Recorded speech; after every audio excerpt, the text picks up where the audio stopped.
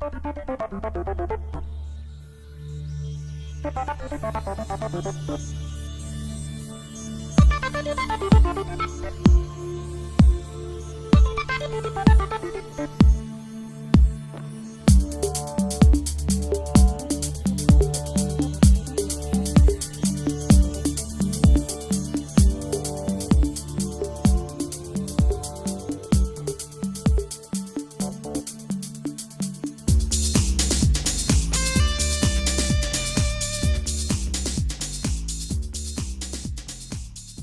University of Nairobi is the largest university in the East African region as we stand now, with some 10 campuses and over 63,000 students. This university has graduated over 156,000 odd graduates, quite a number of lawyers included.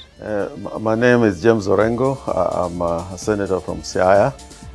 I went to University of Nairobi. That was after I'd qualified to study law at the university. PLO Lumumba is a humble Kenyan who believes in truth, justice, and loves the country called Kenya, and has participated in the process of constitution making in this country since 1985, when he was a student at the University of Nairobi. I enrolled as a first-year law student of the University of Nairobi in 1974, during the 1974-75 class. A participation of a young person at the University of Nairobi at our time and even today is a very loud sentence in your resume, in your CV, that will slide doors open. The University of Nairobi remains the premier university in this country, and I dare say in East Africa, and I dare say even in Africa. University of Nairobi, the mother of all the other universities.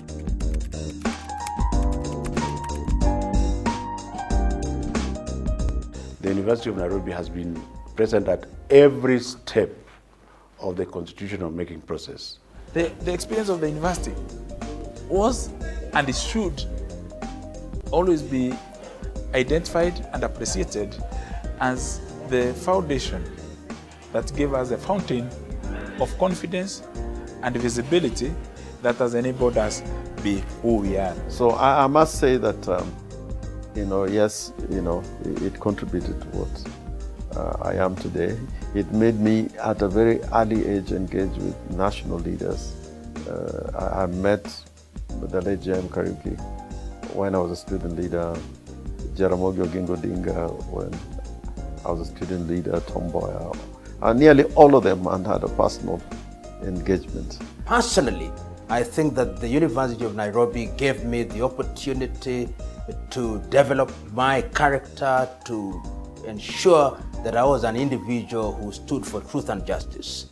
And I'll ever remember the university fondly. Of course, we had our moments with the police. We used to say the police came to riot in the university. We never rioted. It was always the police. Okay. And just Karanja used to stay in the ivory tower. We used to challenge him. So one time I remember running across the city because we were hit so badly by the GSU who came to riot at the university. Right?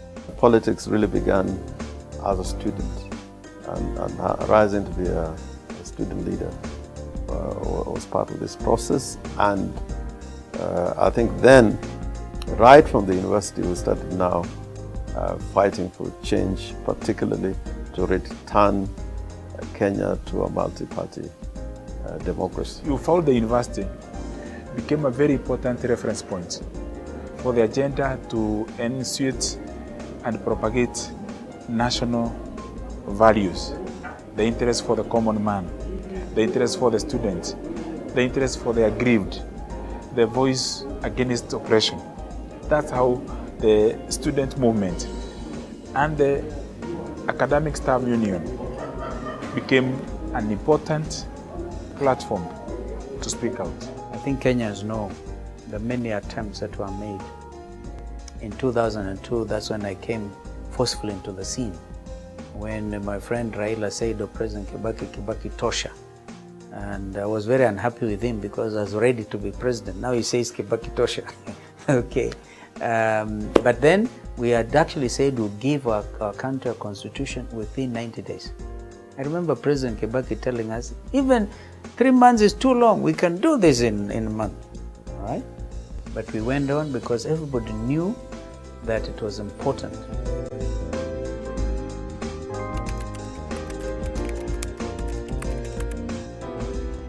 I was appointed as the Secretary of the Constitution of Kenya Review Commission, and I was at that time a lecturer at the University of Nairobi. Professor Gio Magoha, who is also my friend, graciously allowed me to take that appointment on an unpaid leave of absence. This university provides human resource capacity to run the government, to run the university systems, and to run the industry. When the time comes, we allow the staff to go, but of course they always come back. Many of our staff and actually students served on the commission. We had up to 4 members of staff as members of the Constitution of Kenya Review Commission. Professor Musili Wambua, who is the Associate Dean, was a member of that commission. So was the Attorney General, Honorable Gidhumi Muigai. So was the late Hastings Koth Ogendo and Adroniko Adede.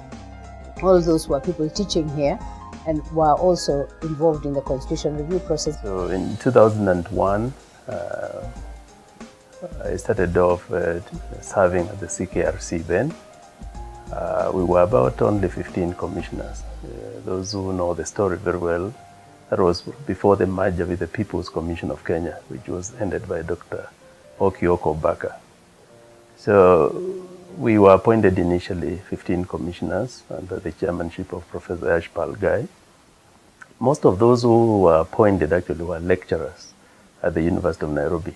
So I'm currently a senior lecturer at University of Nairobi School of Law, Parklands campus. But I have taken a leave of absence to serve on the Commission for the Implementation of the Constitution, which has a 5-year term. First important institution that was established really to collate and bring together views of Kenyans was the Constitution Review Commission. And so I served actually as a rapporteur and as an assistant program officer at the Constitution Review Commission of Kenya. So just as a student at that time. And I served under one of the lecturers, all were lecturers actually. So I was in the committee that was led by, that was among others, the commissioner was Commissioner Wanjiru Kabira. And having been nominated by the women to be in the commission, one of the major roles that I was to play was actually to ensure that the women's agenda was taken on board the new constitution. We had a really very, very good representation, not even representation, we had very good guidance from the University of Nairobi, members of staff in the writing of the constitution. I think because the constitution is basically about the law, people assumed that it was lawyers who were actually driving the process. But largely what the lawyers were doing was that they were interpreting a lot of information from experts and translating them into law. To give you a case in mind, what comes to mind is, for example, the Urban Areas and Cities Act that was being ran then by Mutama Kangu and a host of other experts and lawyers. As a department working together with the Architectural Association of Kenya, we had a retreat in Mombasa that specifically looked at this in a lot of details. And we were also working quite closely then with the Department of Urban Development in the then Ministry of Local Government. And this entire input was taken to that particular task force. So yes, while it's true that it was lawyers who were largely translating these things into law, there was a lot of technical people, architects, planners, and so on, dealing with our areas, dealing with things that affect us directly. If you look at who were the key officers in the commission, Patrick Lumumba Otieno was also a member of this school as a member of staff and also as a student. So the University of Nairobi was the institution that provided the largest number of individuals who, in a manner of speaking, midwifed the constitution that we today have as the Constitution of the Republic of Kenya. The thing about the university is that I will always say it's the silent key player. People don't know this, but the silent key player in the sense that you may not hear them talking, but they are always talking in the background and talking quite effectively. The University of Nairobi has been at the center of the making of the Kenyan Constitution, and they are also there at the center of the implementation process. The Deputy CIC, the Commission for Implementation of the Constitution, is also, Elizabeth, is actually from the University of Nairobi School of Law. The university also, I'm happy to say, has committed itself to undertake research in this area. And of particular interest to me and even to the Commission is the fact that it offers an ideal setting for interdisciplinary research, because based on the work we've been doing, we've come to realize looking at a particular issue, if it is security or if it is land or if it is elections, looking at it only from a legal perspective is very limiting. So it's important to inform the development of legislation and administrative procedures from the perspective of other disciplines in terms of their socio and economic impact. And I think the university provides that very rich resource where all that can come together and ensure that Kenya will indeed be able to have the expertise to ensure the constitution is fully implemented. Now, when we talk of for example, the implementation, I recall just a few days ago, we had invited the Speaker of the Senate and the Speaker of the National Assembly to talk about implementation. And one of the things the Speaker of the National Assembly stated was that they rely extensively on the advice of the lecturers from the University of Nairobi at the committee stage.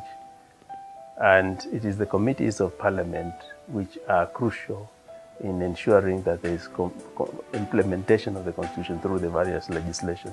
And I recall he specifically singled out Professor Kobo as one person who has always been available to the committees to ensure that there is compliance with the requirements of the Constitution, advice on what the committee should do in terms of the implementation processes. But as a corporate body, I think what the university has done with the Rapid Results Initiative is probably the most significant thing, because it has taken the Constitution and broken it down for the members of staff and held different convenings for different cadres of staff where they have been taken through the entire document of the Constitution.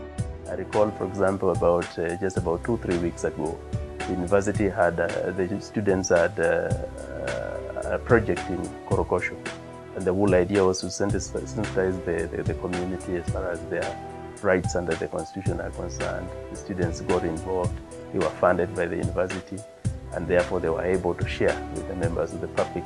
We call them legal aid clinic, just to tell the members of the public their rights under the Constitution and under the law, so that they are able to exercise those rights. So that way we are approaching it as both teaching staff level and student level, and we are quite involved.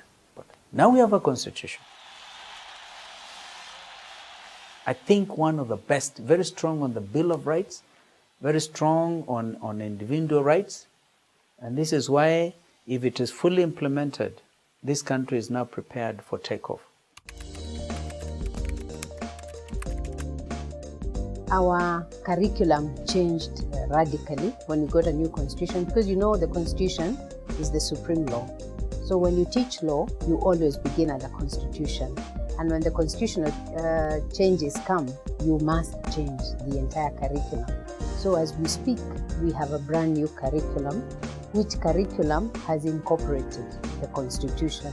And in that new curriculum, we are now teaching courses that help students understand the new constitution. We are probably the only school in this country that are now offering a course on the law on devolution. There's been a revolution of a cataclysmic proportions. The teaching of law has been totally revolutionized because all the laws that have hitherto been in existence must be in conformity with the current constitutional dispensation. So, in a manner of speaking, is an opportunity for academics to write, whether it's in the area of criminal law, whether it's in the area of contract land law. This is the time to write books and articles that will respond to the resonance of the Constitution. I'm extremely excited at the fact that when I finish my term, I will be going back to the classroom. There's nothing like engaging with some of the brightest minds in Kenya in the university classroom, and you find them in the University of Nairobi.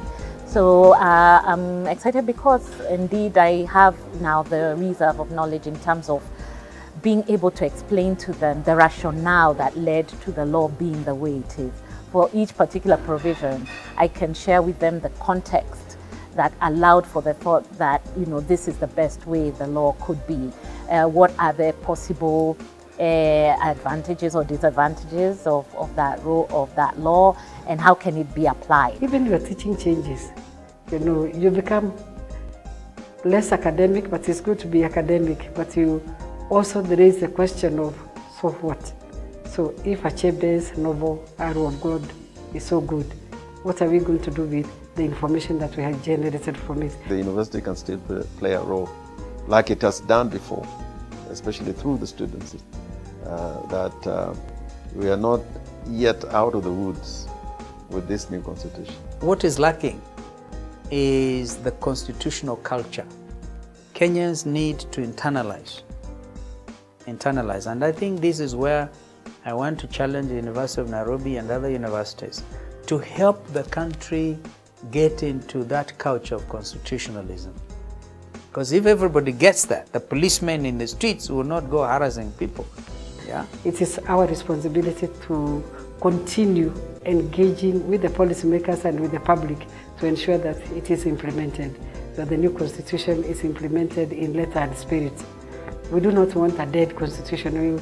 The constitution must grow, with us, and must grow, and the university will make it grow by continuing to interpret it and to engage the general public as well as the policymakers and politicians in this debate. At the university, we insist on implementing the constitution. If you look at the leadership at the top, you will find that, for example, we have complied by making sure that the face of Kenya is there, it's looking at you. If you look at the staff, merit is the most important thing, but we have also still complied with the constitution with regards to effectiveness and gender. I'm saying this because if we can do this, then we have the right to tell others that you must also do the same.